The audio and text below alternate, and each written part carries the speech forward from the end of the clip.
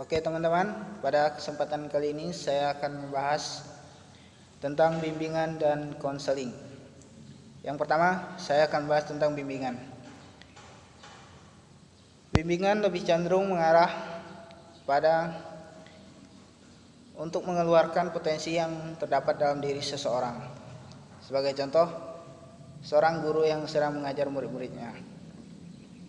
Dalam hal ini, guru akan berusaha mengeluarkan potensi yang terdapat dalam diri seorang murid dan mengembangkannya menjadi sesuatu yang lebih baik.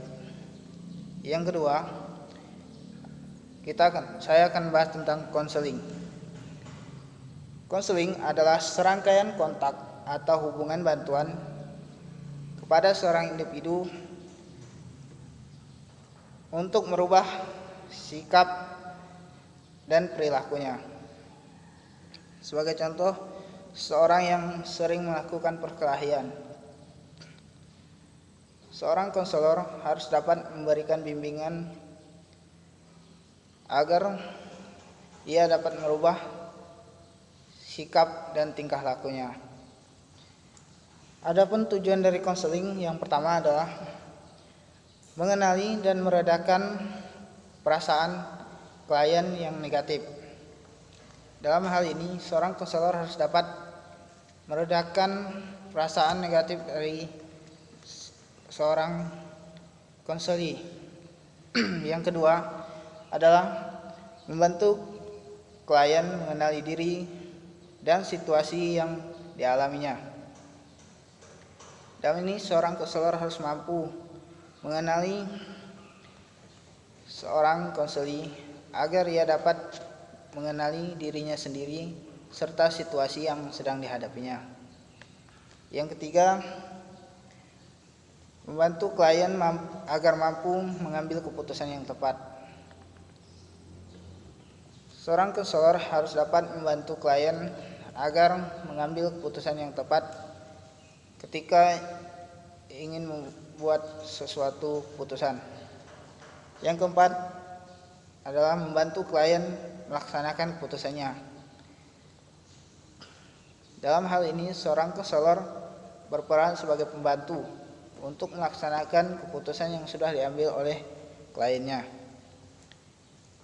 Ada 3 hal dasar yang harus dimiliki oleh seorang konselor. Yang pertama, kongruensi, yaitu seorang konselor harus mampu membedakan individu antara apa yang ingin disampaikan dan perilakunya melalui sebuah ekspresi.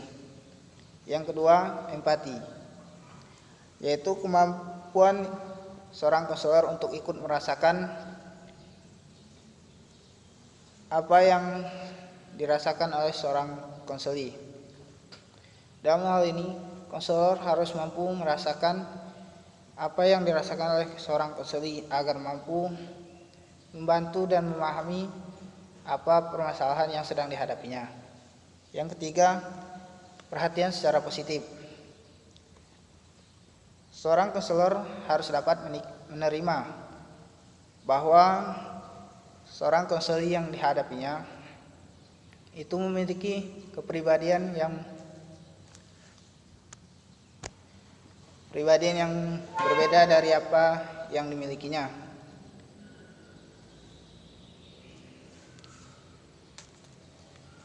Adapun indikator dalam keberhasilan konseling antara lain adalah sebagai berikut.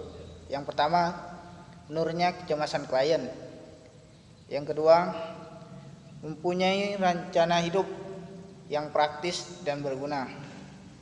Yang ketiga, harus ada perjanjian antara konselor dalam melaksanakan rencananya agar dalam pertemuan berikutnya seorang konselor dapat mengecek hasil rencananya. Dalam konteks Kristiani, konseling yang sesuai adalah dapat mengutip dari Matius bab 12 ayat 9 sampai dengan 15a.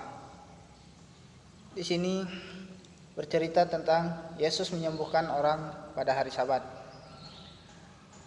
Dalam kutipan ini, Yesus mengajak kita untuk membantu sesama